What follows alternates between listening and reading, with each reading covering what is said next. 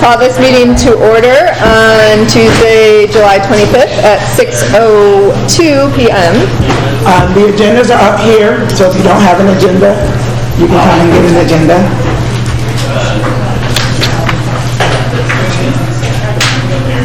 Roll call, here we go. Amy Bader is absent. Brittany Carver. Brittany Tannen. Present.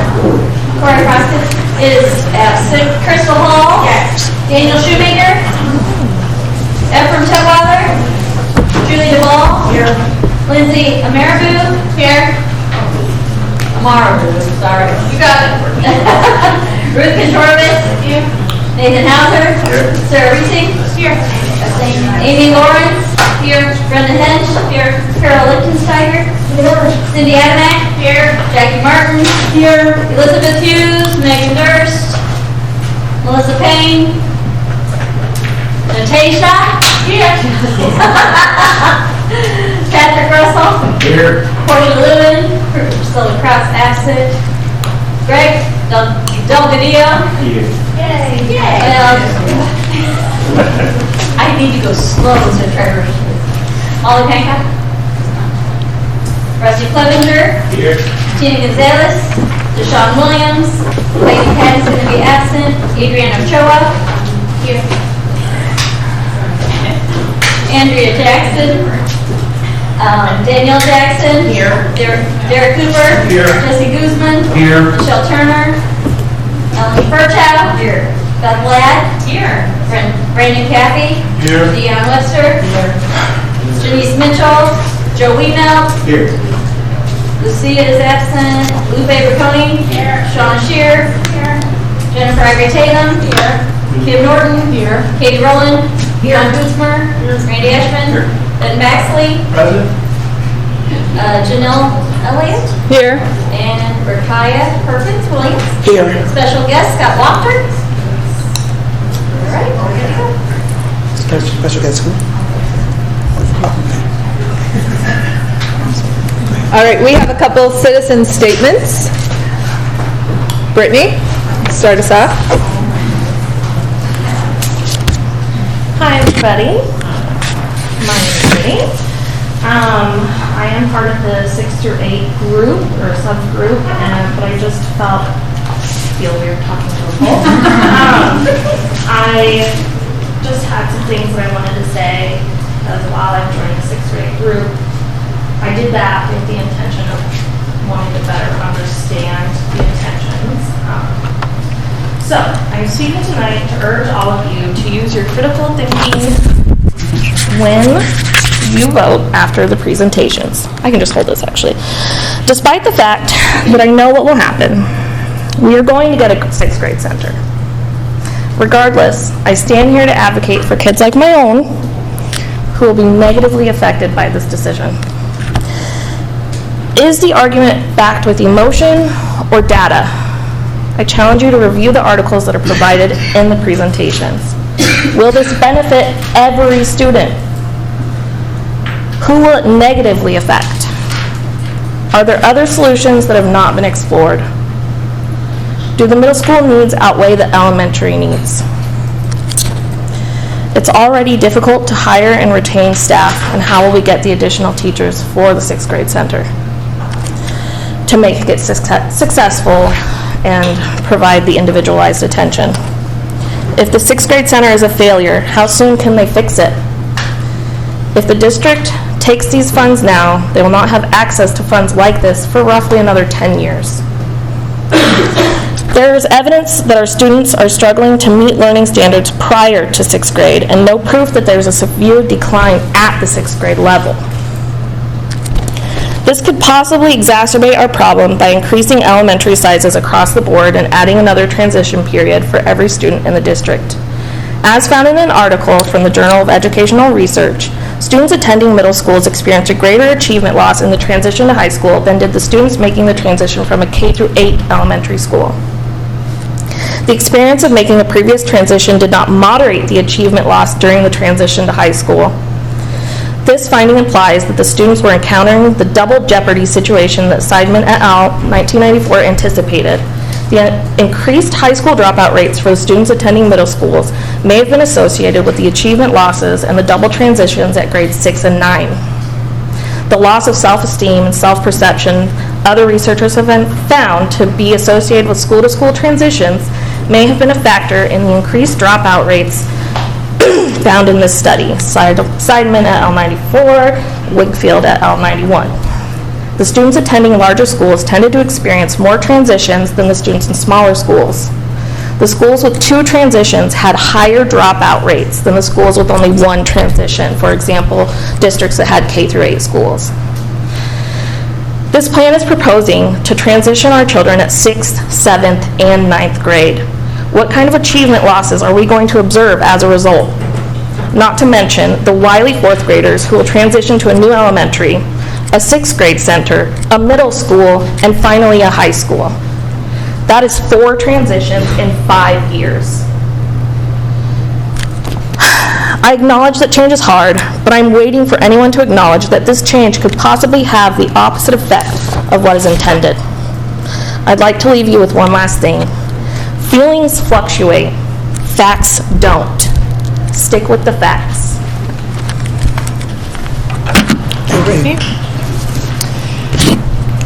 We had a comment emailed in that was asked to be read, so I will read that. It's from Sarah Jansen.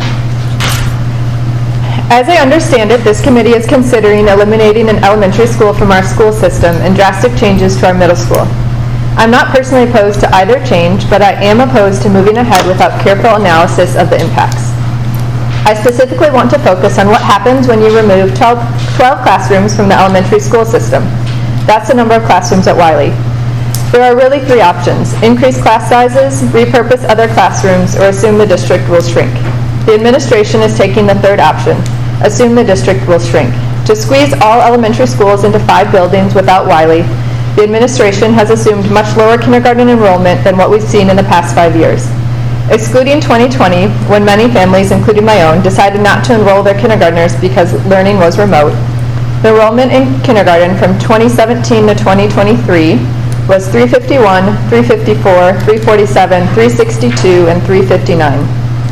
In other words, class sizes have been extremely constant. From these numbers, a reasonable prediction for projected kindergarten class sizes is around 355.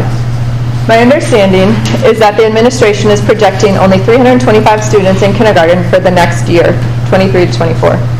Despite the constant enrollment trends we've seen for years, the admin is projecting a large decrease in kindergarten enrollment of 8 to 9% compared to the last 6 years, ignoring the COVID blip. The assumption is grounded in the unfortunate fact that average cohorts in upper grades are consistently lower than the kindergarten cohort.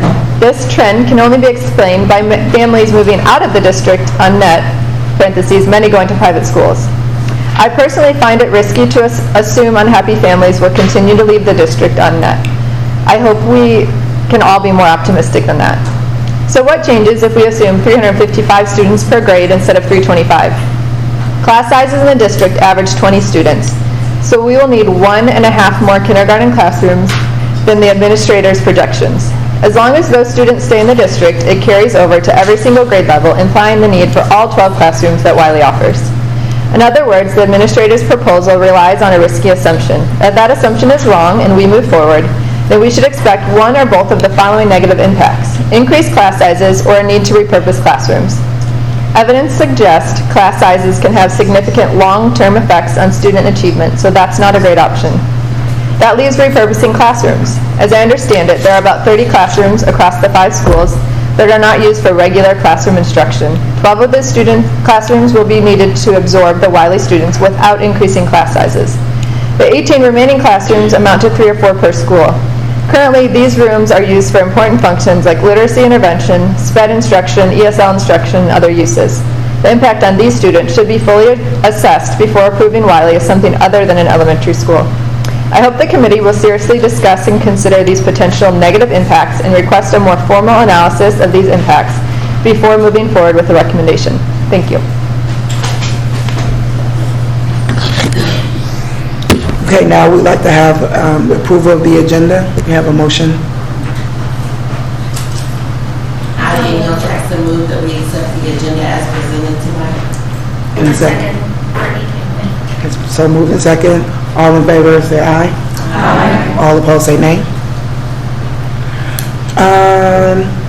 Okay, so next we have the approval of committee minutes.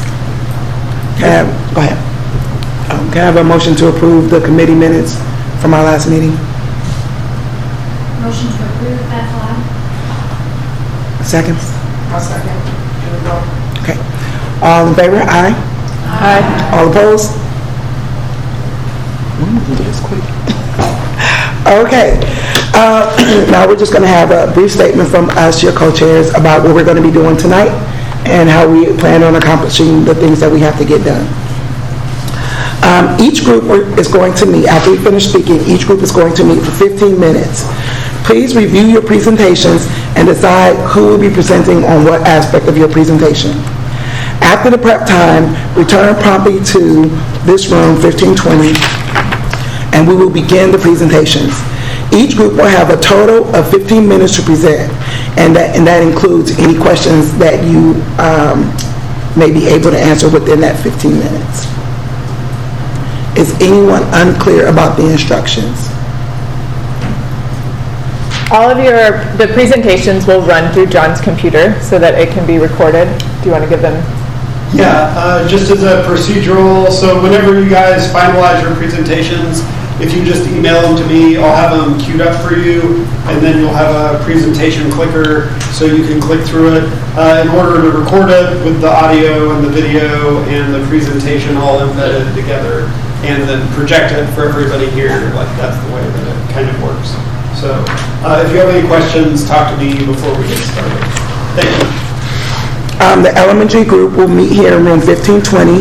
The middle school group will meet in room 1510. The high school group will meet in room 1530. When we come and get the high school and the middle school group, please return promptly so we can get started on time. What time? At 6:29, 6:30.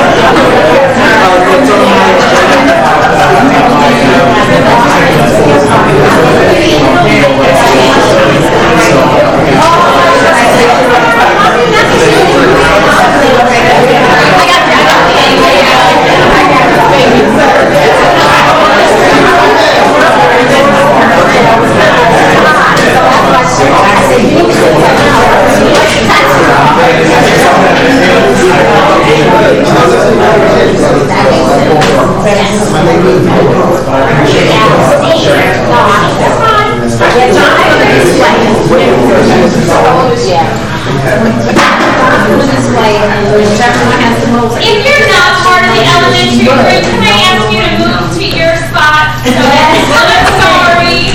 Thanks for understanding. My Wi-Fi is working. You're welcome to stay. This is Miss Lola Jones. She's been doing this is everybody.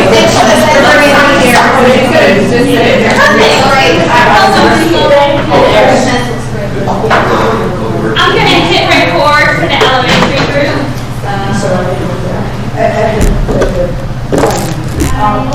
Began recording. I've never hit the button before, so Lori's always hit the button. So when Lori comes back, if we can ask her to check it and just make sure.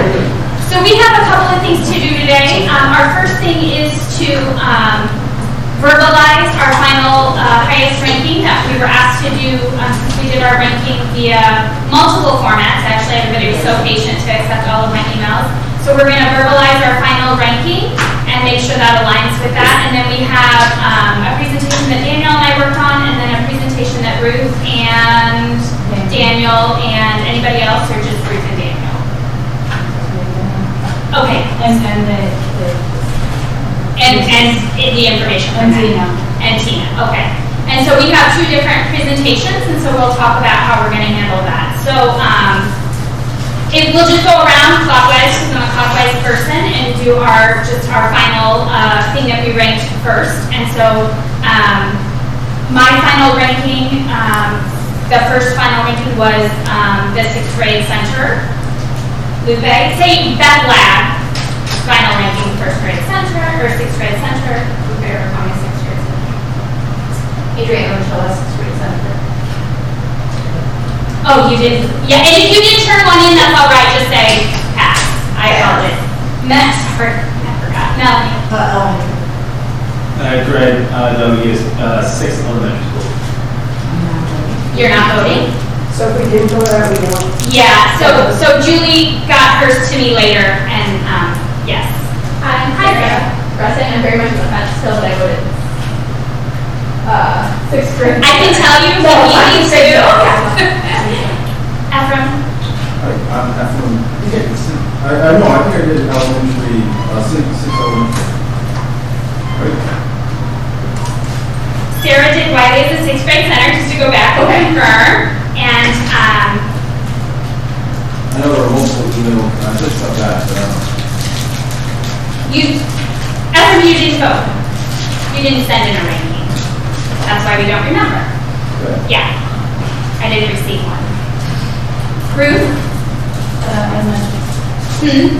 Elementary, thank you, Ruth. You didn't? Then, perfect, so that's everybody. All right.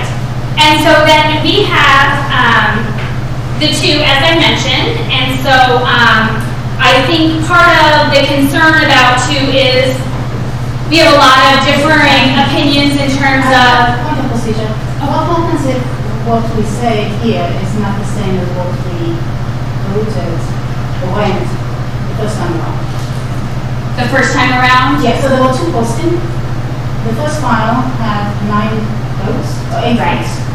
And then it was taken down, well, it wasn't taken down. It wasn't taken down, it was a working document as things were coming in. So Yes. one person changed. I changed my vote. Go Yes, ahead, read the but file. already you got to see everybody else's. Yeah, and so it was a working document, and my vote did change.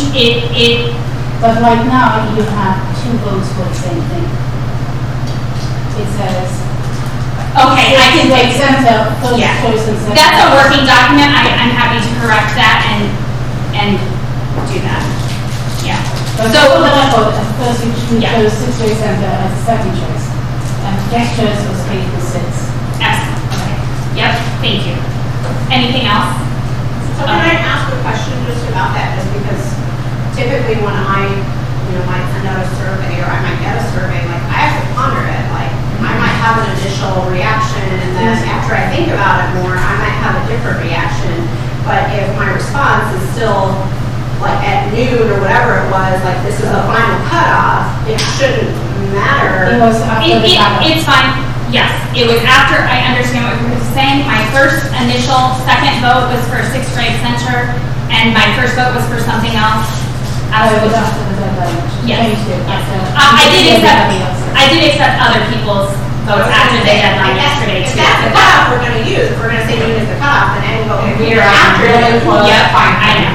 So we have 2 presentations. I think there's, just to be really honest, and I said it in our emails, we have a couple of different opinions around what we're wanting for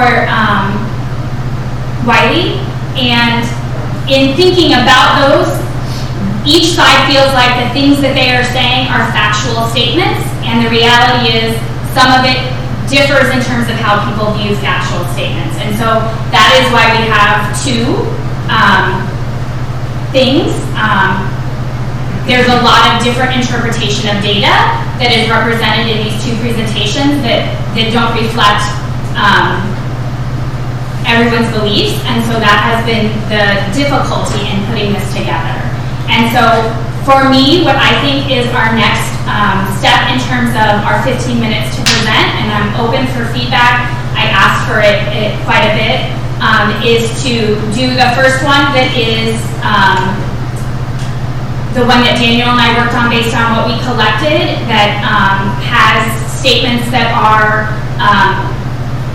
potentially more reflective of things that could happen or may happen, and then the one that Ruth and Daniel worked on be a second presentation that you do. So we have two presentations. I share the first one and you can share the second one. How about that one? I'm fine with that. Because But I want to be really... Some of the slides that you have. But you would have to allow Yeah. time. I have 6 slides, I think, and you have 23. We have 15 minutes. So, can I just ask, just because I'll be honest, I'm very confused, and I'm one of the people that expressed concern to the facilitators. If we're presenting things as a collective group, then why are we having a message that has not been discussed as a collective group be presented on our behalf?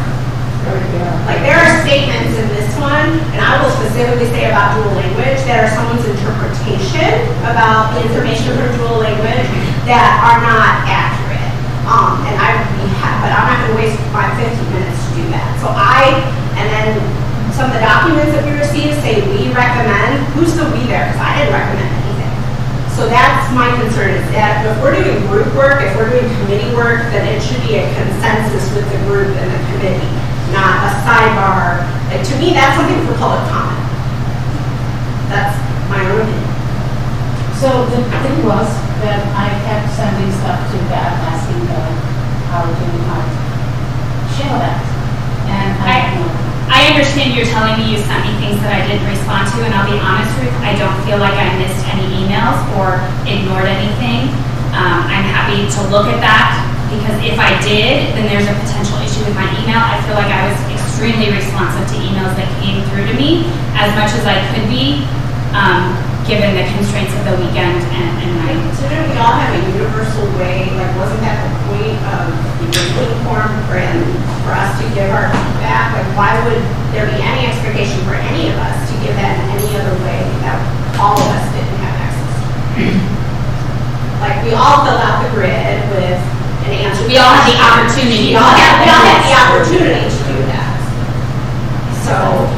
Opportunity is I mean, yeah, but you chose to do it. That's what No, I mean opportunity, because all of us have other things that we have, other obligations. Yes, I also have a job and children, yes. Yeah, no, I totally get it, and some of us aren't accepting an application, and time does get to other things. But I'm just saying, opportunity and the short windows that were posted for some of those things was kind of... I agree, and I don't feel like we had any other choice, because we were directed to get something together and put together. So Daniel and I talked through the process of the chart. We talked through putting together the presentation. I shared it out as quickly and as fast as I could. I gave deadlines to help people manage time. There was nothing else I could do within the framework of the time that we were given to try and have a presentation together to represent this group. That's just the reality of what has happened.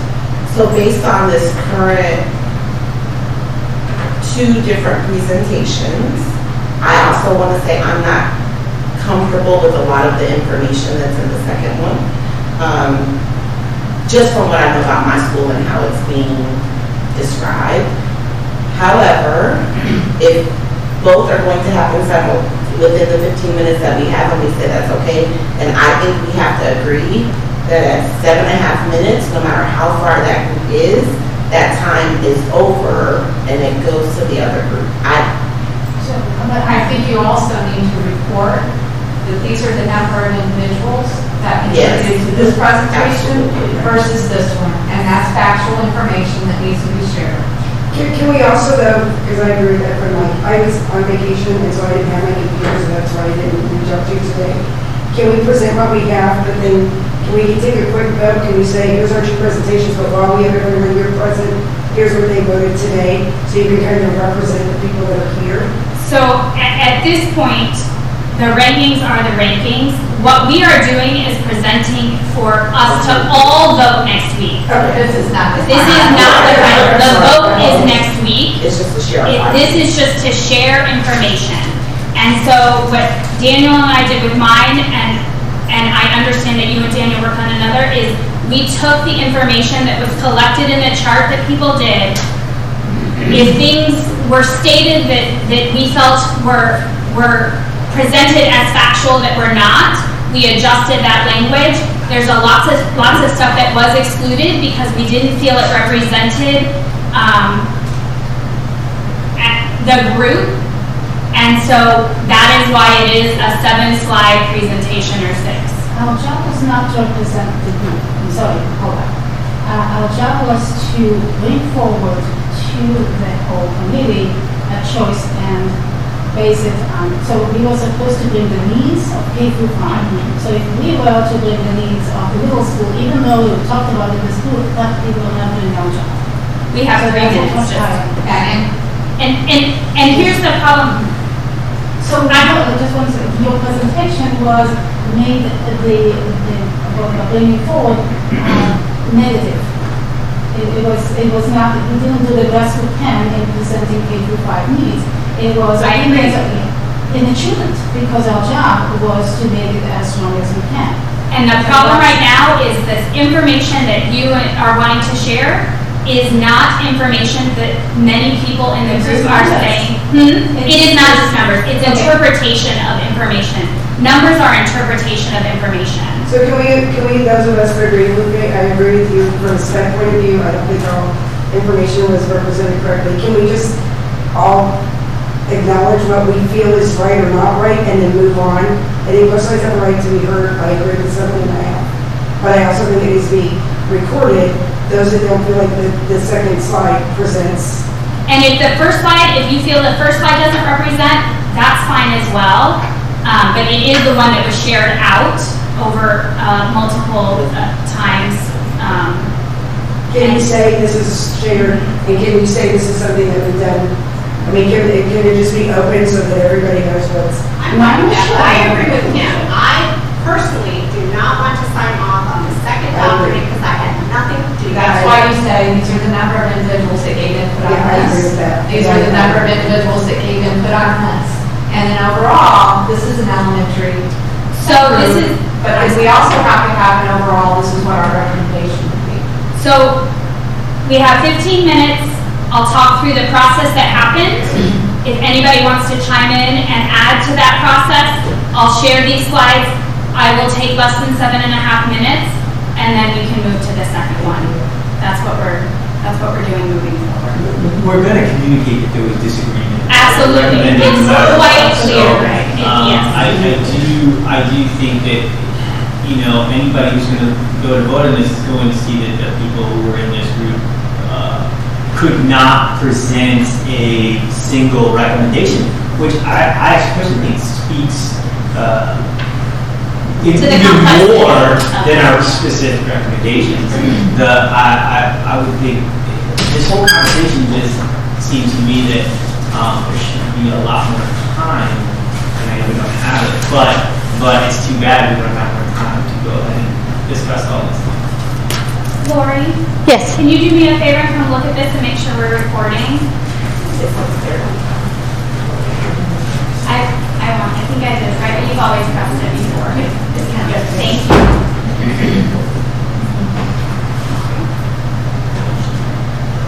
I know we don't agree, and I know we're frustrated with the process, and just as much as you're individually frustrated, the reality is so am I. And all I'm trying to do is move us forward to the direction I was given to do a presentation with a recommendation from the group.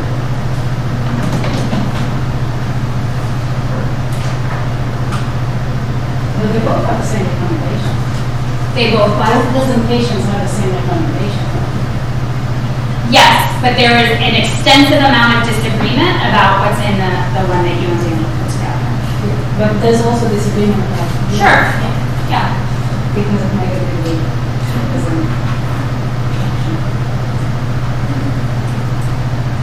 Both reports will be given to everybody. All the information will be given to the board as well. So every recommendation, they will have access. Anyone who's not here tonight will be expected to watch it and will have access to all the written documents. It won't just be the final. We want the board to have all the information. And so. Excellent reminder. Yeah. So, and it isn't. What you're presenting is not your vote.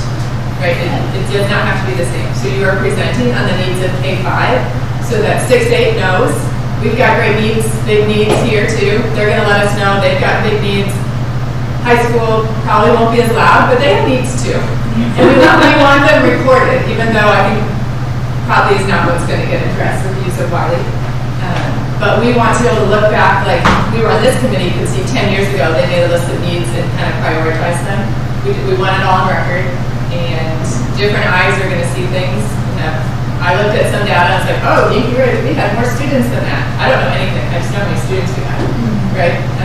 So there'll be, and that's also why we're waiting, giving time to vote. So people who aren't here can look at it. This is gonna be a ton of information coming in. They have 33 slides coming also. And so there will be time between tonight and when we vote for people to review data, to review what they've heard, check facts. So people here can vote, some of them might be voting.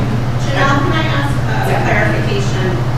So an email that I had gotten from Daniel that you were copied on said that when all this is packaged and preserved, there will be an inventory of materials prepared by different people and it will be clear what was prepared by individuals and what was prepared by the group. Is that accurate? Good question. Yeah, I think so. Yeah, I think Daniel's saying for this group, he was speaking for your elementary group. So Rick and I have not obviously yet begun to create a report. Sure. But yes, I think we can assign names to who's working on what. Can I ask? I don't know how to present, so maybe John. Yeah, I was just going to ask you, can I ask you, I have your presentation in a PDF. Yeah. Are you able to share it with John as a presentation? And John's standing right behind you if you need to ask. I need some access to the internet. Yeah, sure. But it's in a PDF, okay? Yeah, if you want to just send me the PDF, that's fine. Okay. It doesn't. It's Yes, version 3, okay, then I can share it, then I can. Okay. I just realized that. Will be the same we needed place to- and then we'll get it. Yeah, the same clicker works, as long as it's like normal landscape, right? Okay. And I'm actually, do people see, are people happier being up here or like over here? Yeah. I'm not thinking over there.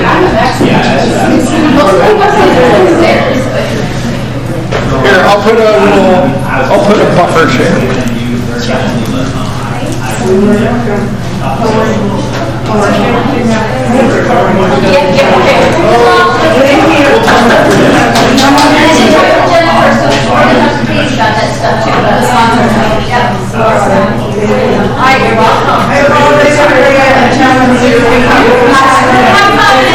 Thank you, Julie.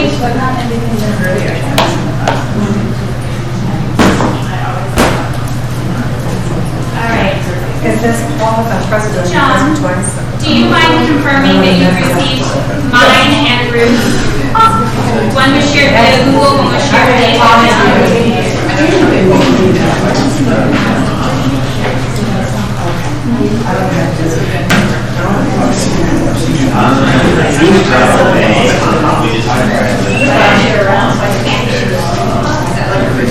Well, that's.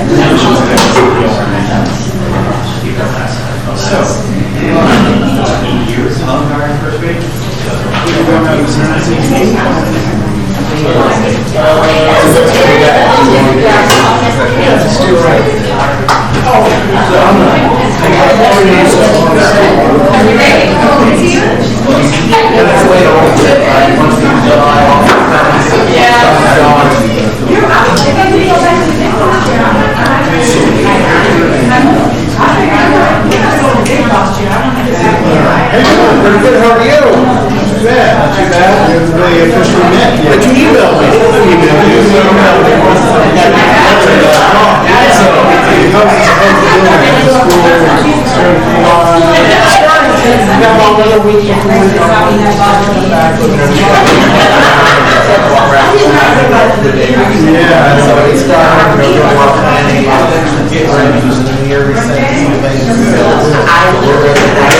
I live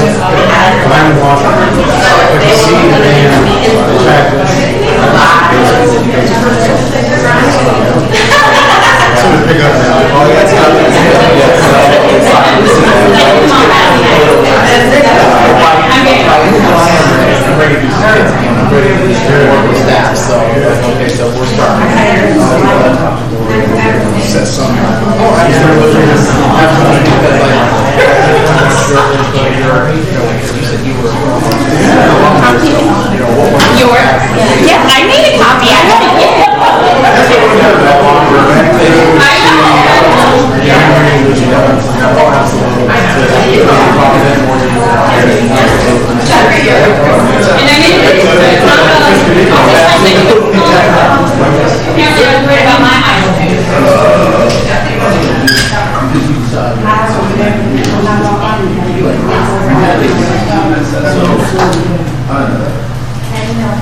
Did you get the, you're working on archives right now, aren't you?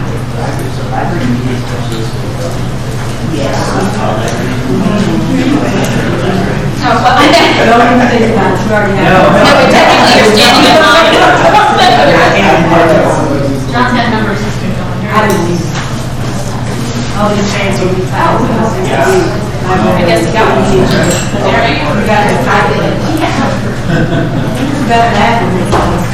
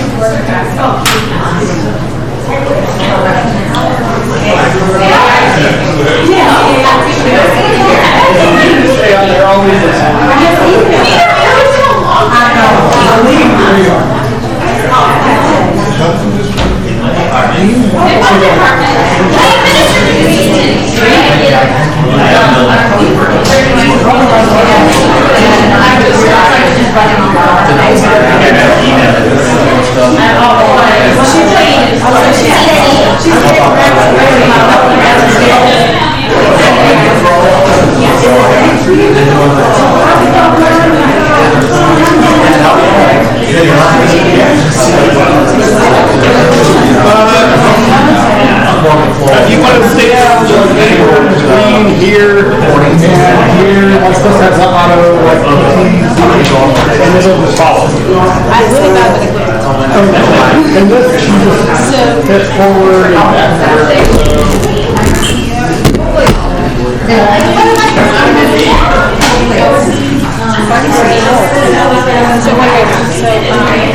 just forward and back.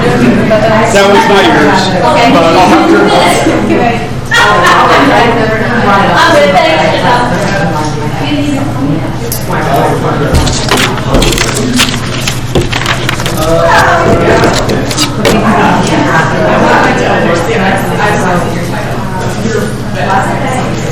Well, if you want me to go through you like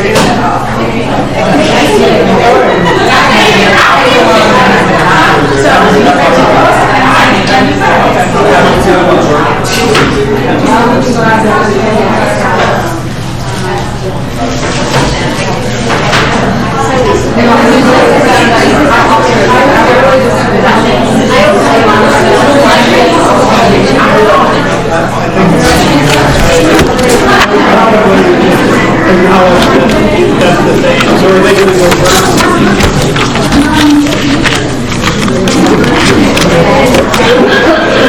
The committee is coming back and reconvening to get ready to do presentations. It's paused, it's about to die.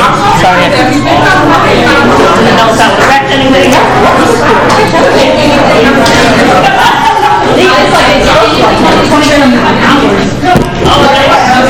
So I just put that here for class, so when you guys are able to sign those. Okay. And I'm going to move out the way so people Are they coming up here? Just for...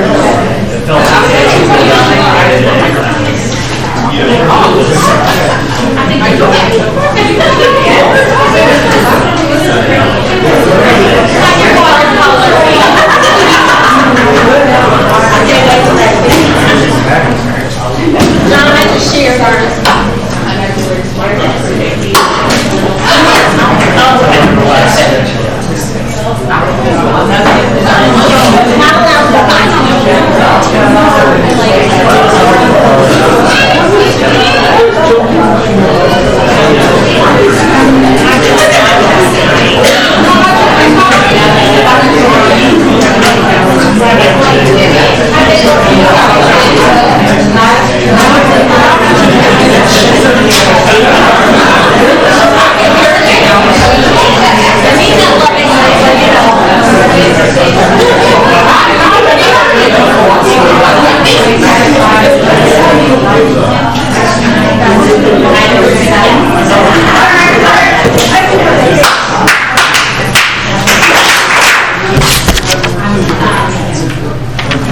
that took a couple of minutes longer than we anticipated.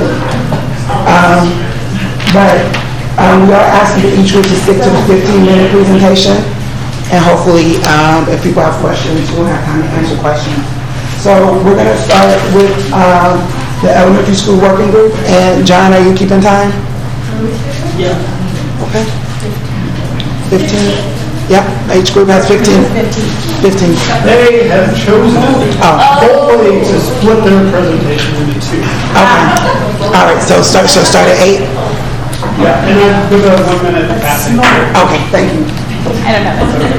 All right, so Beth Ladd, and part of the leader of the elementary working group, and I just want to talk through a little bit of our process as to how we ended up where we did. And so we've had a lot of conversation during our meetings, but did a lot of our work after the last meeting in terms of putting together our final recommendations and our presentation. And so we put together a chart with the options that we had identified for the building. That chart was shared out with the group as a whole. Members completed that chart, shared it back, pros and cons, for lack of a better word, around each of the options and other thoughts. And we also asked people to share any other options that they had creatively to think about the use of Wiley facilities. That information was shared back with Daniel and I, who were kind of co-leaders of this group. Daniel is, I believe, on vacation in some wonderful place right now, so he's not here. Once we had compiled that, we shared that information out with the group as a whole so they could see everyone else's thoughts and perspectives and information. And then after that had been reviewed by the group, we asked people within our group to rank the options that we had narrowed it down to from 1 to however many options we had, with 1 being what they wanted our group to present out on.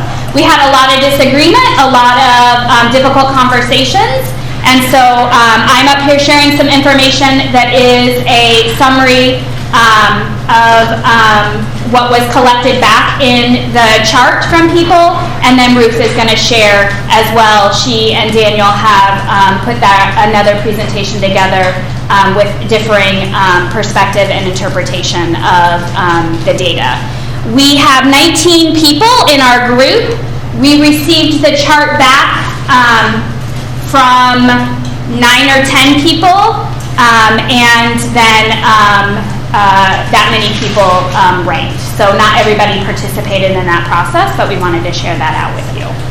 And so here are the members of the group in alphabetical order. I worked in a library, so if that is wrong, I'm happy to have feedback on my alphabetizing. This is just some information around our achievement data in our K-5 buildings that is concerning, I think, to all of us here, and presents the need for some very intensive work around how to help our students achieve where we want them to be. And I think we all agree it's an extremely complicated question to explore student achievement as it relates to facilities. And so at our last meeting, we attempted to narrow down some of what we believe are the highest needs for our K through 5 students. And so we all individually identified needs that we felt were priority, put them on the whiteboard, used Rusty's white erase board markers, and then tallied our individual top choices and came up with 4 specific identified needs of academic outcomes for our students is a significant concern for us in this group, meeting our students' social emotional needs, ensuring we have appropriate class sizes, and then a huge priority for the group was having equitable enrollment across all elementary buildings. And so these were the options we proposed and considered when we did our rankings. 4 of these options were sent out to the group as a whole, and then the other options were identified when people shared back their chart. And so then, after we did our final rankings, we came up with our first, and in here I have the actual numbers. 10 members of the group offered a final ranking. 5 members of the group rated Wiley as a 6th elementary school as their first ranking.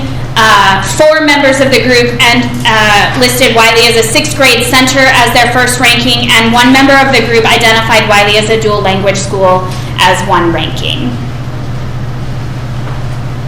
And so obviously we have our 4 areas that we identified as needs: academic outcomes, social emotional, class size, and equitable enrollments. And so if we're looking at Wiley as a 6th elementary through the lens of those needs,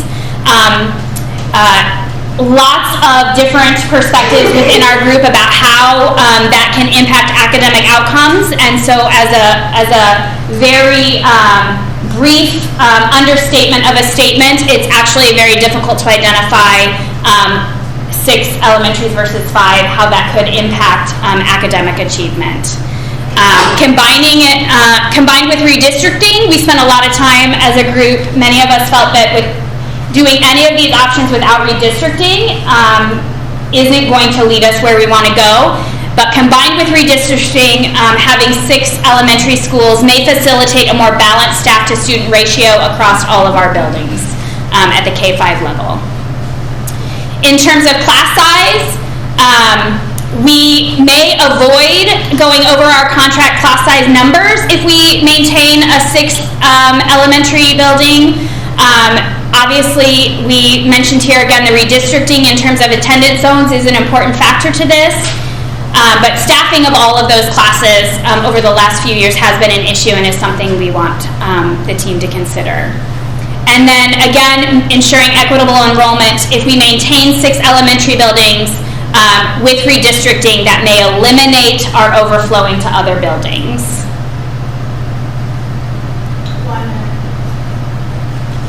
Got it. And then Wiley as a 6th grade center in terms of academic outcomes, social emotional needs, class size, and equitable enrollment. This option alone does not result in clear improvement for our students. We are increasing the transitions, which was discussed in some of the public comments. It does decrease access to space for our K-5 students to potentially meet their social emotional needs.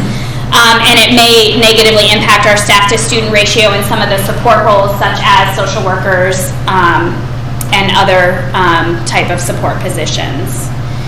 We talk about redistricting again as being necessary to help control our class sizes and to impact our equitable enrollment across all our elementary buildings.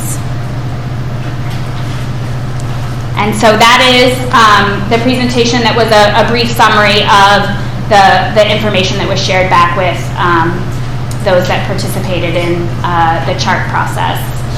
And so Ruth is going to share.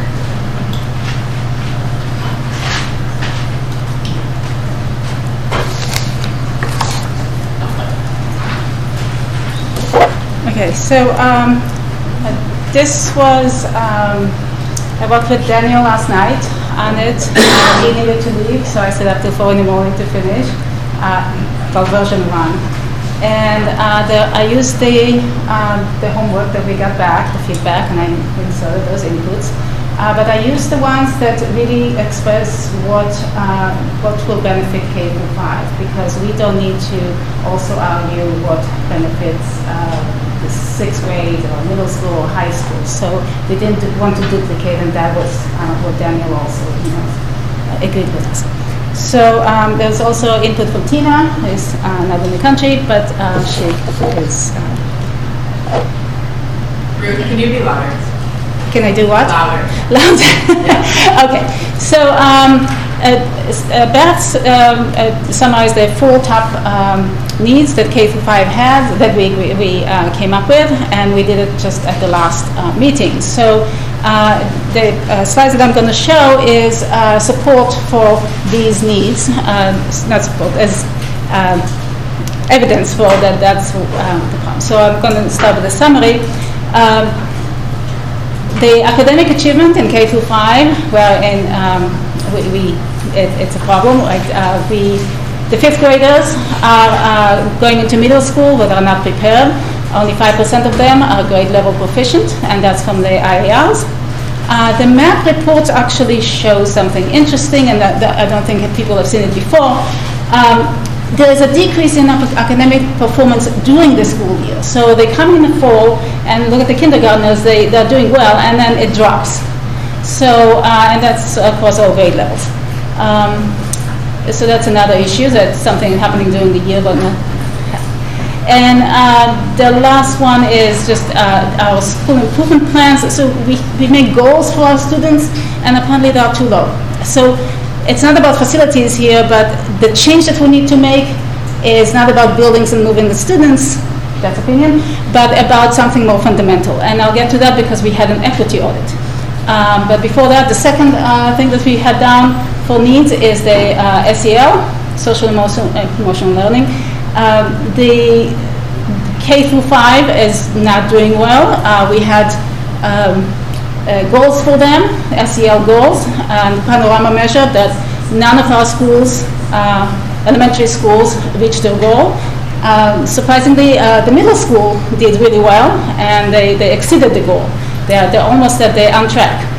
And so the discipline reports are quite striking. We have fourth graders bringing knives to school as much as UMS.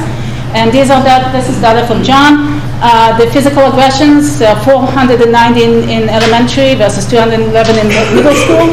And assaults with injury, we had 33 in K through 5 and 19 at UMS. The behavior in the classroom, this is a report from teachers, and it's also an equity audit. We used to have classrooms with 25 to 30 students in them in elementary. Now the teachers say it's too much because of all these behavior problems. Okay, class size. That was an equity audit, so it's not that we are making it up. It was we hired these people we hired an auditor, and they did in-depth audit, and they identified that classroom size was an issue in K through 5. So here are some pictures. This is what will happen next year. This is not projections, this is John's numbers, and I just, instead of just giving numbers for the whole building, I'm translating into class size. And you can see that King is going to have students in second grade that will have class sizes of 27 students, or 28 and 29 in fifth grade, and so on. So next year we'll have an uneven classrooms where some of them are really crowded and others are, like Lille next to it, has 18, 19 students in the same grade level. How do we compare to state? We are more crowded than state. How do we compare to the middle school? Well, the middle school is, this is teacher to student to teacher ratio. Middle school is 16, elementary is 19. How do they compare to state? So we are above state average. Middle school is below state average. Enrollment, well, we talked about it a lot. According to the seat assignment, so this is not projection, this is next year what we had in the spreadsheets. So DPW is still going to have an overflow of 29 students. But if you look at the numbers for Yankee Ridge is going to be full, almost full, like two students away from the administrative cap. So Yankee Ridge cannot take the DPW flow, and King, we already saw, is going to be crowded. That was with a kindergarten projection that was low. We already heard that in the public statement, so I'm going to skip that. This is a subject for background for redistricting. Are we growing? Are we staying the same? Are we shrinking? We just poked around, but we already see signs that we're going to have at least as many as we had before. You can look at it, the daycares are full, there's a long waiting list. We talked to realtors. You probably saw that houses are sold as soon as they come out on the market, and you see young families moving in. The university is hiring like crazy. Okay, the last point is redistricting. If we want redistricting to work, where it takes care of enrollment and class size, make them equitable both at the same time. We actually computed that, and you need 6 elementary schools, and you can look at the information. Okay, we saw that. These were the recommendations. This is the these were the options. This was the recommendation. Final recommendation is Wiley as 6 elementary. 45 seconds. Okay. Obvious things that it will help. There's a reference to the obvious things. Impact on the district. It will improve the K through 5. Will improve middle school. They'll be more prepared for middle school, emotionally and academically. It'll save some money, and there's equity. So while there's an elementary school, people were worried about the status quo. When you combine it with redistricting and with curriculum and instruction that was an equity of it, you will make it different. This criticism on 6th grade center. We already heard that it's going to affect all these 4. We couldn't find any successful centers. And these are things that the UMS group will have to answer, and I'll leave it to that. All right, let's give both presenters for the...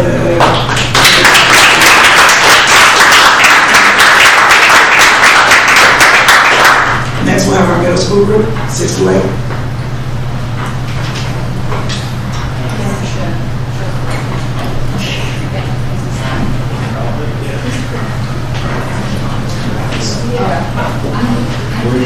Dividing up our slides.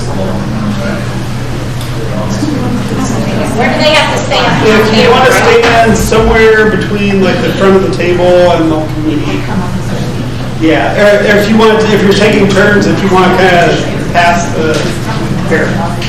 How about who's on deck? You're the lead off? Do you want to enter? Okay.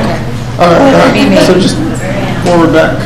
And then if you stand like anywhere between here and over here, Okay. it'll kind of find you and zoom in. Great. So we are the middle school group. We're all kind of taking turns. That's kind of how we came up with our report. We broke up into subgroups.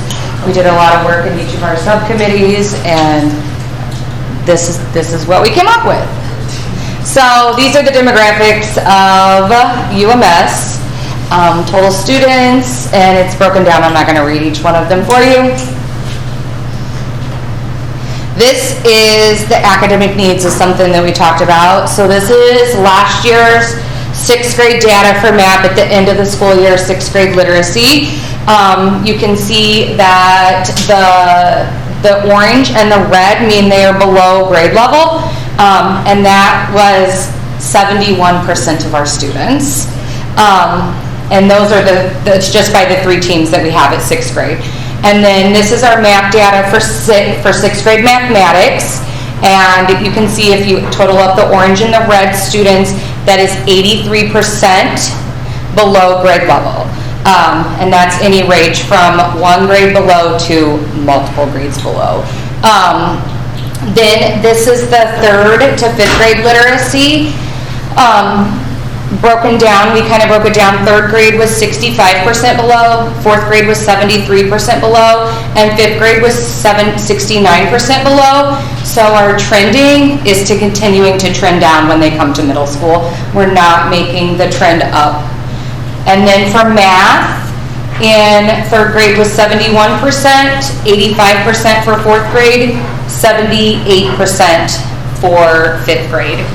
So again, math is still continuing to trend down with our scores. So I have the next one. So attendance. These two, just wanted to emphasize the chronically absenteeism rate and the chronically truant rate at the middle school in comparison to other levels, district level or 5th grade when we have that data. So chronically absent, just emphasizing it's any student that's 10% or more of the school year, even if that's excused absence, even if they're sick and it's excused. And so you can see the middle school is the highest in the district, above the district average, the state average, and almost double the state average. Not quite double, almost double, but you can see the differences there. 6th graders, also quite high, within that 6 to 8, but the 6 to 8 all kind of fell in the same area. Fifth graders, much lower, 37.9%. So that's missing 10% or more of the school year. The bottom is just those who miss 5% or more of unexcused absences, or no valid excuse or reason to be absent. Those are not able to be broken up by grade level, so you can just see UMS, district, and state. The purpose for this slide is to emphasize that we've had attendance issues greater at the middle school than at other levels. Facilities. So I'm Patrick Russell, and I'm here to talk just a little bit about our lack of instructional spaces and how it is becoming a much greater issue every year. This is not something that just started this year, but due to programming needs, it grows every year. As of right now, we do have 14 teachers that are sharing rooms. And sometimes it's a situation where you have a single room that houses 2 teachers teaching 2 completely different classes. And then in isolated cases, we even have 3 sets of teachers that are coming in and out of classes.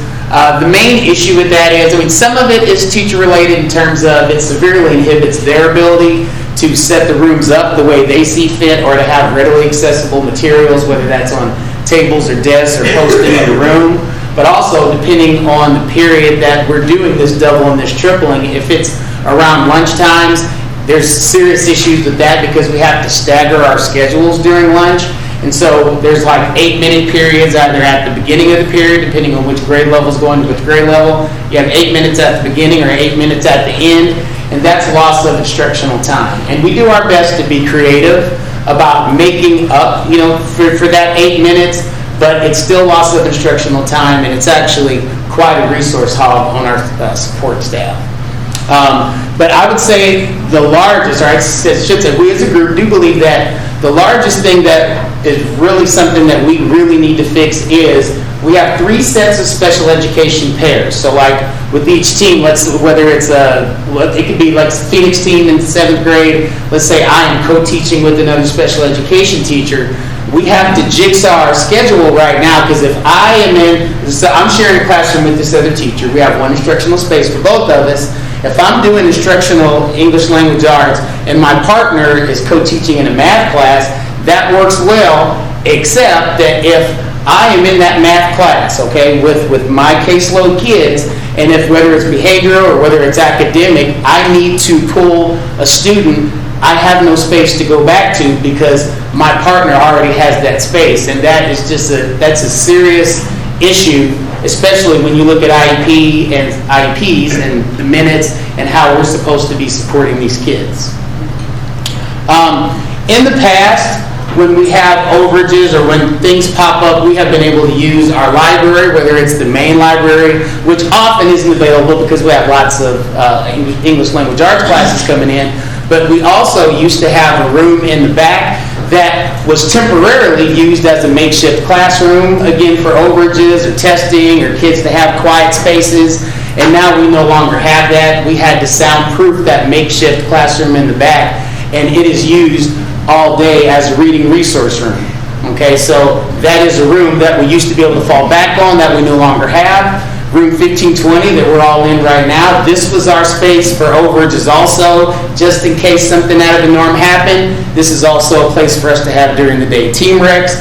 It was a place for us to have displays of student work, such as science fairs, or parents can come in over the course of the day. And now 1520 is a classroom. So it just really inhibits our ability to be able to bring in the community the way we used to be able to. And again, we're just packed very tight, and we're just having to mix and match all day. And so that is a serious issue. We do our best to keep our 6th graders in their area, but for those of you who don't know, it is not a perfect pod setup in terms of like, well, the 6th graders aren't really around the 7th or 8th graders. There's no way to schedule it that way, especially including when you think about where our bathrooms are placed, as well as with our elective schedule. So 6th grade students, they have to be in the same hallways as 7th or 8th graders, periods 3 through 8, and every single period of the day, they share the bathrooms with the upperclassmen. So we just wanted to make sure that you all knew that there really is a need for more space here at the middle school.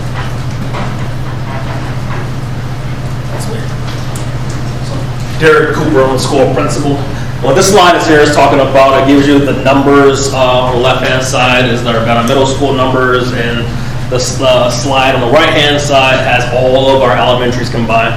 So as you can kind of see from this slide here, you have 5,356 discipline referrals from our middle school from last school year, and the elementary schools, again, combined through 3rd through 5th, they have 1,149. So why this slide is important is just talking about like the safety aspects of discipline and the concerns, and how, you know, being in a 6th grade center, we give the opportunity to create a more safe and orderly school environment in that smaller setting. So this slide here just talks about, like, prior to the last school year, elementary schools use Swiss as their behavior management systems, and at the middle school here, we use Behavior Flip. I'm going to show you what those numbers actually look like for the previous year. So again, previous year, so it gives you that data to the left-hand side. So 6th through 8th for our middle school is 6,000 Behavior Flip ODRs into that system. At the bottom slide here gives you some suspensions and expulsions by the numbers. And again, you get a chance to see what the elementary numbers look like from our Swiss ODRs. So again, 6,557. At the elementary level, 1,248.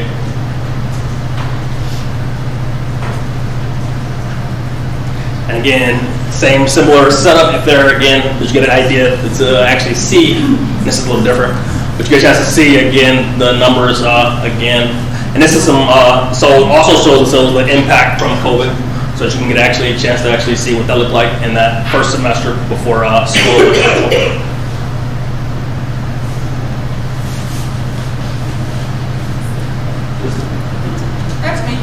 We also spent a lot of time talking about the developmental needs of 6th graders, how the school meets them, and how the school has not been able to meet them, and what a 6th grade center can do. So a few of the big things is a 6th grade center allows for unified expectations, rules, and procedures. Like we said, right now they're blended with 7th and 8th graders. You have some 6th grade classes on the bottom, on the top, and there's very different policies, expectations, rules, because they're just in different places of the building in schools. A 6th grade center will allow for better safety measures, improved surveillance, safer environment away from other influences, and a way for them to confidently step into middle school as a 7th grader, and we're going to talk about that some more. So we did a lot of research. There may not be any 6th grade centers in Illinois, but there are 6th grade centers nationally, lots of them that are doing very well. The data actually show, we have an article attached, that when you compare the test scores in a 6th grade center versus a K through 8 or middle school, they're testing better. And that's because we're able to specialize their curriculum. We're not having them with 8th graders and their 8th grade problems, because 6th graders are incredibly naive. They want to be like their older peers. They want to do what they are doing, but they are not mature enough to make those decisions. Separating them allows them to not have to worry about that exposure, the sexual exposure that they're witnessing, the violence, the media, all of those different things. They won't have to deal with that. While they're also dealing with going from elementary school with one teacher, now they have 6. They have to figure out lockers. They have to get to the class by themselves. They have to check their grades by themselves. Right now, they have too much shock, and we want to separate them so that we can lessen that shock. So when they do come with those older influences, the next slide, we've made them self-aware. We've worked on them regulating their emotions. We've worked on them building relationships with each other. Because again, these kids are coming from 6 different schools into one building with 600 other kids. So being at that center allows them to get used to different populations, get used to larger sizes, more responsibilities, with people who are able to do that. They have designated teachers, designated procedures, a designated bail schedule. Everything can be catered to them where they are and what they need at this point in time. Because the data is showing something's not working. It's just not. We can all agree on that. And this is a solution where if you look, we have the resource resources at the end of national schools experiencing the same things, they separated them, and it's uniform that things did get better. I was in the subgroup, my name is Rusty Clevenger, art teacher, that looked at exploratory, which is more commonly known as elective, and services. So when we went to look at what staffing would need to be for these non-team teachers, because the 6th grade teachers will go directly from this building to a 6th grade center, so there's no replacement or move to schedule there. Okay. We then compiled schedules from the past to come up with averages of what that would look like.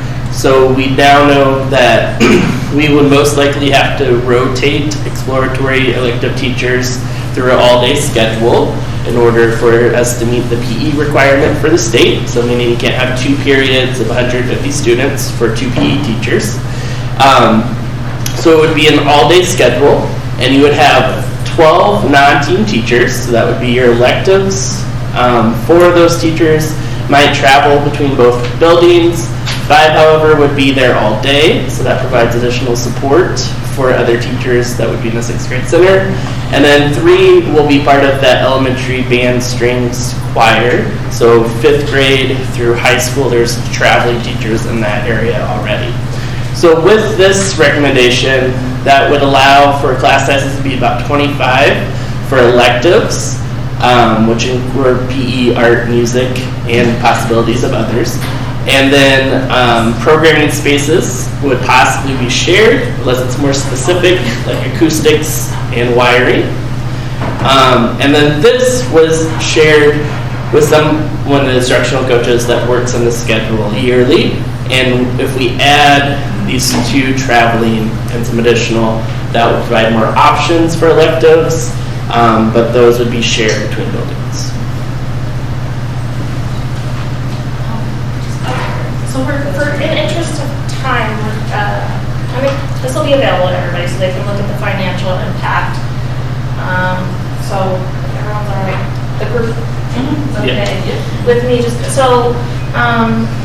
And those have been updated with the research that took place. And again, it sums up to we have the space with Wiley and the money to use.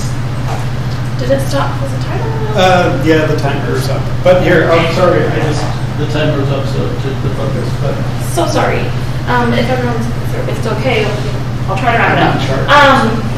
Expected outcomes for 6th graders, actually, I was going to go further than that. If we could, how do I go for, it's me, I'm the one. How did the committee come to this conclusion? So this is kind of how we toured this middle school. Unfortunately, we weren't able to do it with the students in it, which I think would have definitely had a great impact on those of us who don't have the personal experience. We toured Wiley and had an open discussion about that as well. And we agreed that we proceed with presenting 6th grade center because that was the majority of the agreement there. And importantly, how will the success of the 6th grade center be measured? By improvements in MAP data, decreases in disciplinary referrals, less SPED and 504 referrals for special needs due to stress and anxiety, improvements in attendance, and also the measures of success should not be centered only on 6th through 8, of course, but in future high school data, we would hope to see increased percent of 9th grade students on track, increase in graduation rate, decrease in dropout rate, and increased student success rate based on the panorama data. So, if any of you are interested, these are the resources you can see, and I believe this is a list of the other successful 6th grade centers, not necessarily in Illinois, but nationally. And those are live links, so people can click on those. Yes. So you can click on those.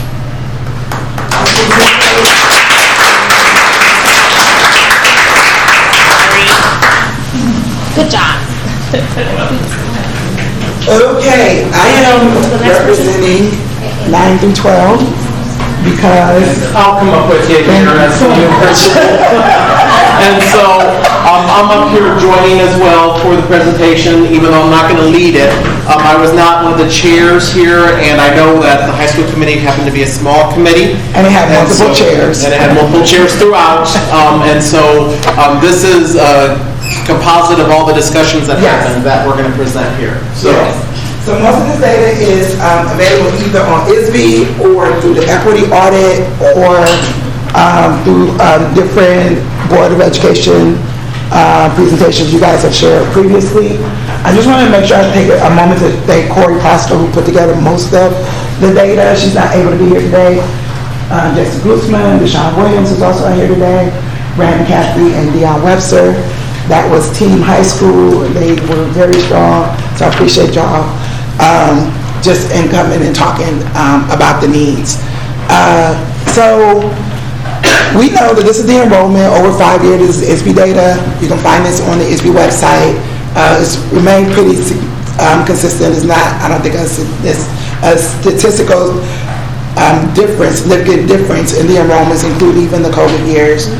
And enrollment by grades has remained pretty consistent at the high school 5-year trend. And so some of the needs that we identified at the 9 through 12 level were around academic needs, like everyone else, social emotional needs, like everyone else, but more importantly, like the graduation rates and the discipline needs, dealing with discipline disproportionalities that are happening at the high school level. So our graduation rate for 2022, we can see a drop from like COVID time. People were trying to get out, but you also see that it's kind of is there a light on here? Is there a pointer? Oh yeah. But I can't. But it's compared to before COVID, it's a little bit comparable, but we see that there's some, like the Latinx community definitely saw a drop from COVID, some increases in other communities. So just, you can dig into that a little bit later.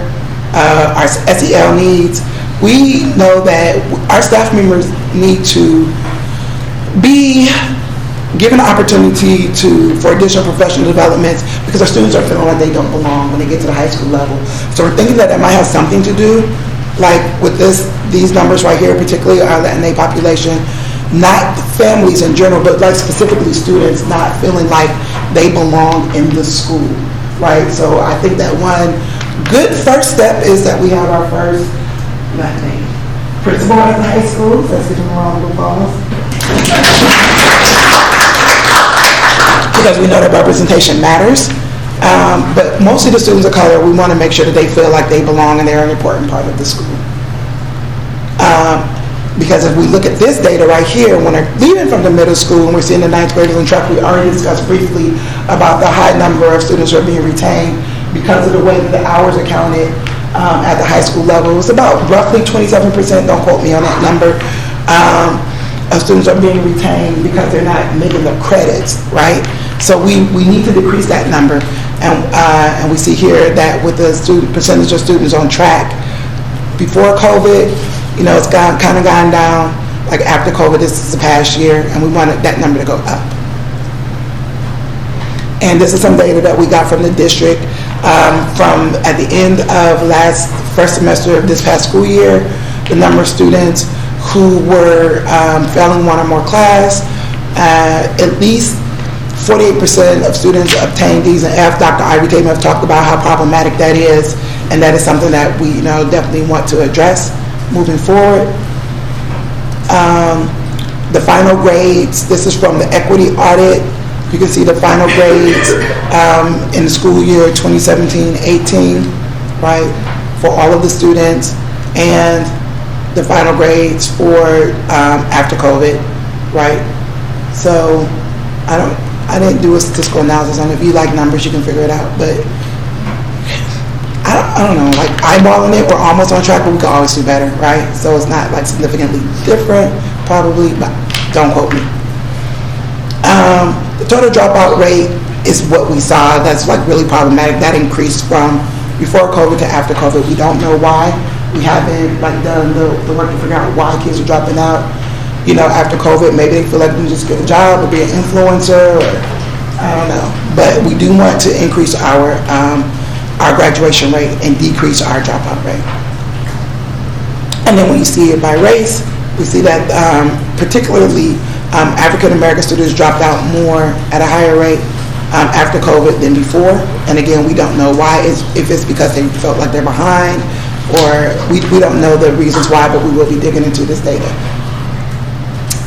As far as the facility needs, because we know that the charge was to identify the needs, including facility needs, based on the 2020 Facilities Committee recommendations, the renovating of the science labs at the high school, parking expansion. If you ever dropped off a kid, you already know that's a nightmare. Construction lab space at the high school, and then current needs included renovating and expanding career and technical education spaces and fine art spaces. We hope that will entice students to want to stay because they have like something to look forward to in these updated spaces. And these are ongoing needs. So as of right now, these needs have not been addressed, right? So there are still needs that need to happen. So drawing a direct line from the building that is Wiley to the needs of the high school, there's no recommendation for the use of the building that would directly address the needs of grades 9 through 12. But you want to do something different with the money, they can help alleviate traffic congestion or update existing spaces. We know that's not the most pressing need at the district level, but we did want to put this on record that these are needs, that the high school is not just like doing wonderfully and doesn't need anything. So maybe future referendums can address some of these needs. And don't get me wrong, I'll never say no to money, but right. So because the reason why we said there's no like direct recommendation, because the space will need to undergo extensive renovations to meet the needs of a 9 through 12 population, which would exceed the budgetary constraints of the district at this time, more likely, and wouldn't be the best use of the space given the distance from the campus. So we're kind of neutral. We're feeling kind of in this one. Is that the one, or is it Switzerland? I don't remember which country. Switzerland. We're Switzerland. In this one. So if you have any questions, because we're the ones that have like 7 minutes left, I think, one second. If we have any questions, I'd like to invite kind of like the leaders of each group up. Can we use that, the last 7 minutes for that? Okay. So 7:24, you got time. Beth and Mike is not here, so who wants to be the? Yeah, I'm not standing up there by myself. I know this is right. Who's going to be the person for the middle school group? I mean, if someone wants to come up and Sure. Maybe the principal.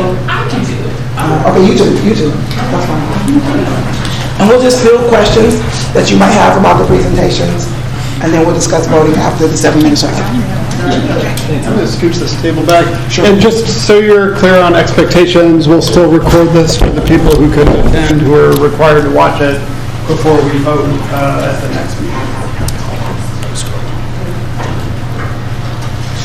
We're already minutes, so any questions we have? How many minutes, John? 7, and I stopped the timer. I'll start it again. I'll just keep track. Okay. All right, do you want to come up with answer any questions? Yeah, because you give these questions, you can answer questions. All right, does anybody have any questions? Speak loudly. Because we did build in time for people to ask questions. I think it's very important. And I asked John to put the middle school one back up, just since there were some slides they didn't get to. Sure. If they had questions about those specifically. So any questions? I have a question for the middle school. So the other 6th grade centers, so Illinois has no 6th grade centers, but it's not because they didn't have them, it's because they closed. Have you checked why they closed?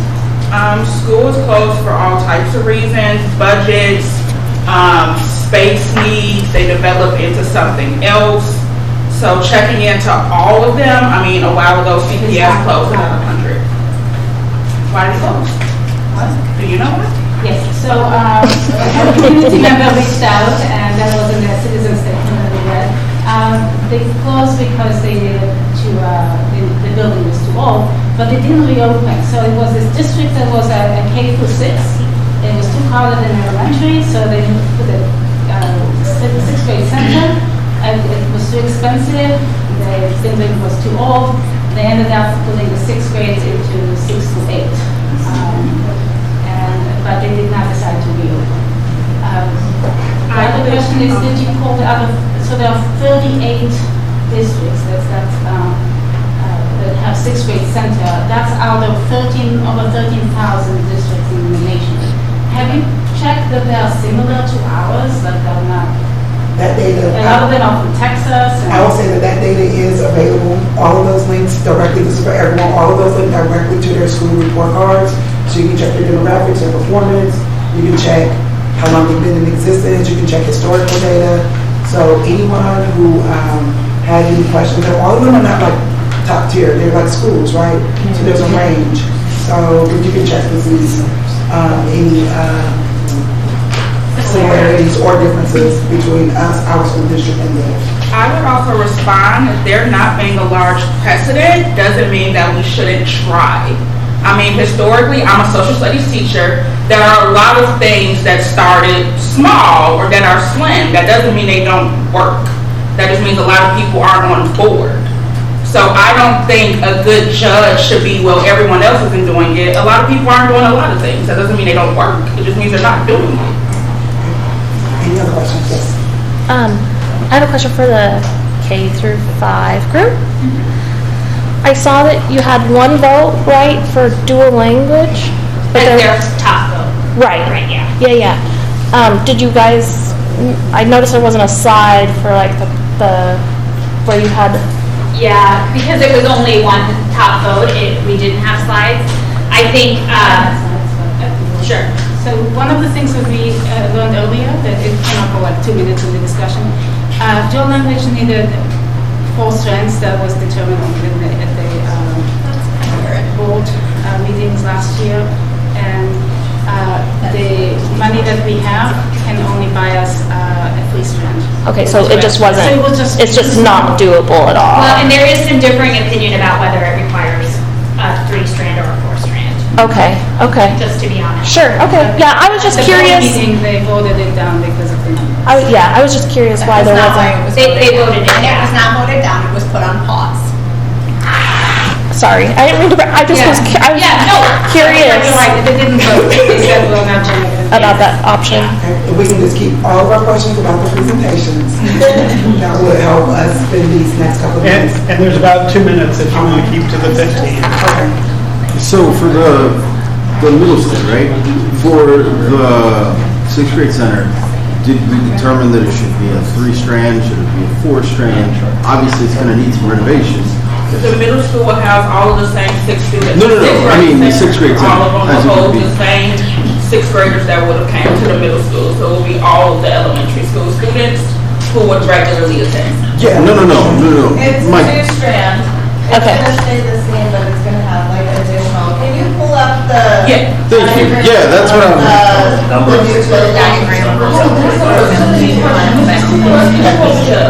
Give me 30 seconds.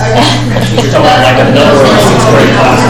Yeah, that's what I'm trying to do. Yeah. Okay, if we can sidebar the conversations so we can answer the question, give the answer to the question clearly. Yeah, so he asked, what is the number of strands will be needed? So he's talking like a 2-strand school, so like a number of 6th grade classes. So at the elementary level, they have 3 3rd grade classes. They say they have their 3-strand school. It would be like a 2-strand school for that 6th grade center.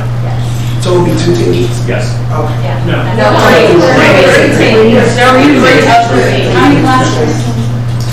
that's still to be determined as far as how many classes. No, you can go to the chart, there's a chart that shows all the classes. So we go back one more. So for like what Wiley is now, the classrooms that were that 2-strand elementary classroom space would be 3 6th grade teams. So the 6th grade team has 4 teachers on it. So that means the classrooms that are in those hallways would kind of be divided into 3 different teams.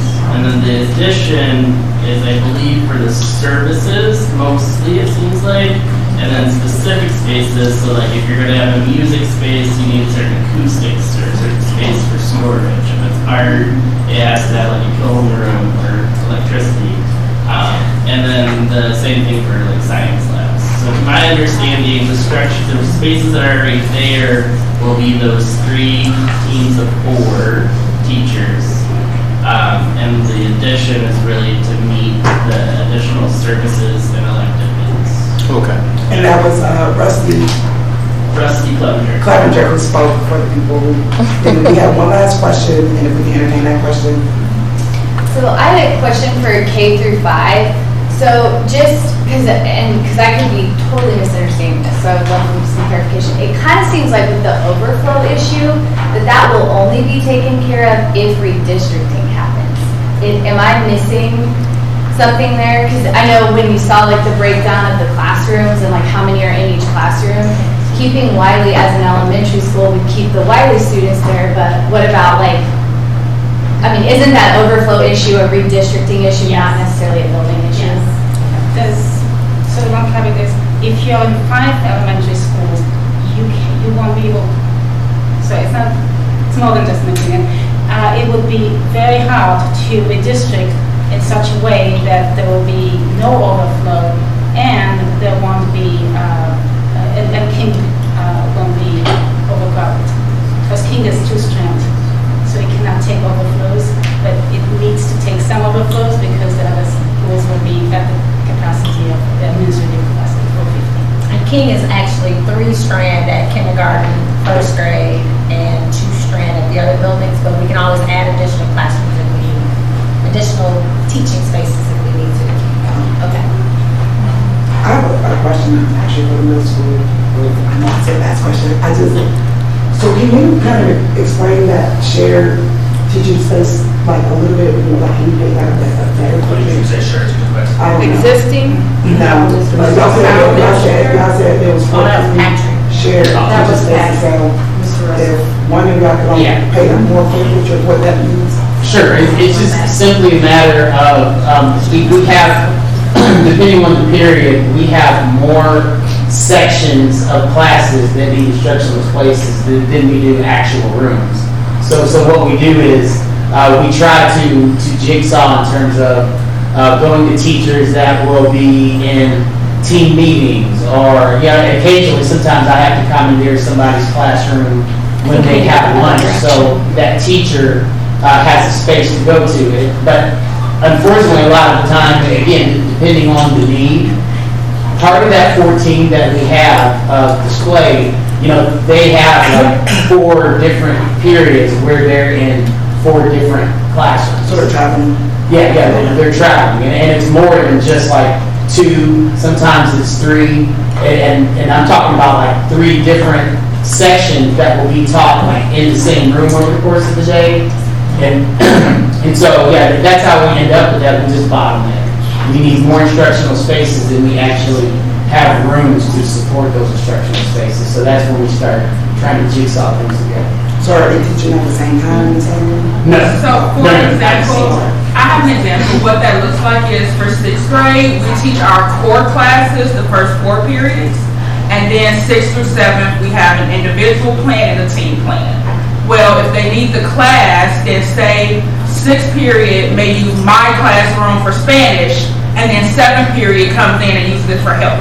So then I don't have my class until 8th period again. So And then for like elective teachers, you may have an elective teacher who's literally teaching 6 periods, but in 5 different spaces within those 6 periods. we had a Spanish teacher this past year who had a cart because they didn't have a designated rooms, they had to change rooms, which was also confusing for the students. When they asked, where's Spanish? It depends who was your teacher and what class period was it, and also what quarter is it, because that could change very quickly. Yeah, it's the same for family consumer science teacher, for several of our health teachers. And that's why we end up using like this space and the space of the library that I mentioned. All right, thank you. So I'm sorry I went over time, but that is it for the presentation. So we're gonna resume with the rest of the residents. Thank you all. Let's give everybody a round of applause.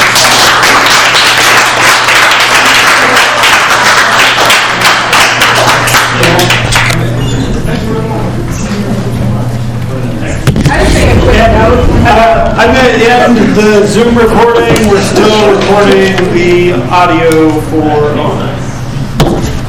Yeah, just a quick note about redistricting. I was talking to Board President Paul Plowski, and I was reading through the K-5 group, just comments about redistricting.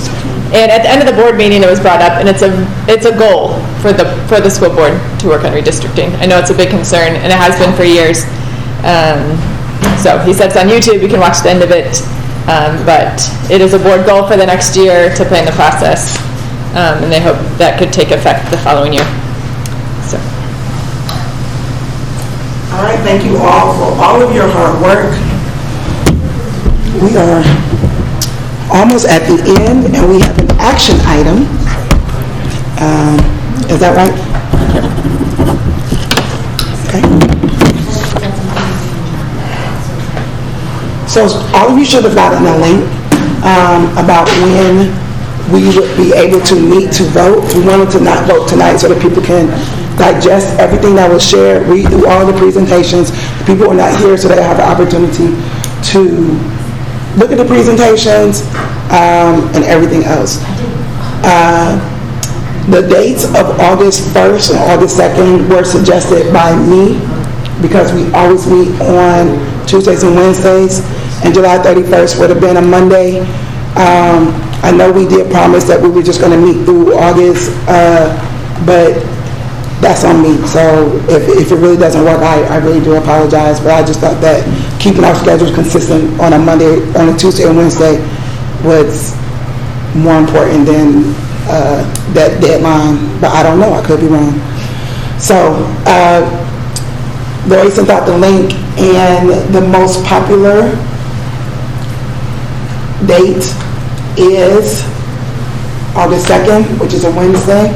We got 26 votes from 6 to 7. So what we were just noticing is Lori's on there and John, just because they're displaying it, so they had to be able to display it, so they had to go in and learn. So if you want to take away 2 from 21, so it would really be 19, and 2 from 26, so that would really be 24. So 19 and 24. 24. Okay. All right, so 19 to 24, and that meeting would look like we would come in, we would do like the call to order, roll call, citizen statements, approve the agenda, vote. It has to be roll call vote, and We'll approve the minutes for this meeting. approve the minutes for this meeting, and then dismissal. So it's not a long, drawn-out meeting, but a lot of conversation or anything. We're just voting. And it'll be a live vote, so you'll have to, we'll put up the Google form, everybody will vote, we'll have to see everybody's responses at one time to make it OMA compliant. Right. So we'll need just our phone to be able to do that? Well, Good question. Just your phone, they can. Oh, yeah. Well, We'll so just we'll be- send out a very simple Google form that you can pull up on your phone. Yeah. But you can't vote until it's time to vote. Right. And we'll have to make sure that everybody has internet access Oh, yes. so that we can vote. Okay? What about the disqualifying people stuff? I don't know.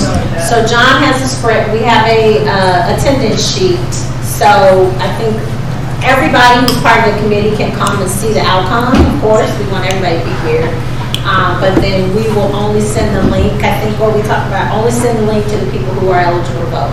And if you, because we added 2 meetings, if you were at, oh no, I don't think we will display it, but that's our spreadsheet that we're keeping track. I missed one. Yeah, we'll go back through all of Lori's notes. But if you were at more than half of the meetings, then you get to vote. I just see that. I don't see it. Ben, you have to be present on next Tuesday, or? You have to be present. Yes, you have to be present You have to to be vote. present to vote. That is OMA. Yep. Question, Joe? It was about next steps after that. So then whatever is voted, whatever the winning vote is, for lack of better terms, is what's presented to the board, and then that's the next step after that. We will present a comprehensive report of the facilities committee. We'll go over all the needs. We'll say what the committee's recommendation, final recommendation is. Which is based on the vote. Okay, thank you. And that would happen. Not this, in August, not this first board meeting, but the second one. August 22nd meeting, hopefully. So, if we can get a a motion to approve a request for a meeting to vote on the final recommendation. Yes. And in the motion, can you make sure you say the day, August 1st or 2nd? I'll make that motion for August 2nd Meet to vote. make the vote. Need a second? August 2nd, from. Oh, sorry. All in favor? Yeah, all in favor? Aye. All opposed? One opposed? We have one opposed? Okay, so the ayes have it. Where would you like us to put the, just put all the presentations in just the regular drive Yeah. we've been using? So that everybody can access it? Yeah, where will the video presentation go? John, will it also go in our folder? The Zoom recording of all the presentations will go in the folder, and we'll have some way to verify that everybody who's not here tonight. Okay. All right, so given we don't have any other official business, can I please have a motion to adjourn? Adjourn meeting at 7:43 p.m. I'm gonna take this in for a second. All in favor? Aye. Meeting adjourned at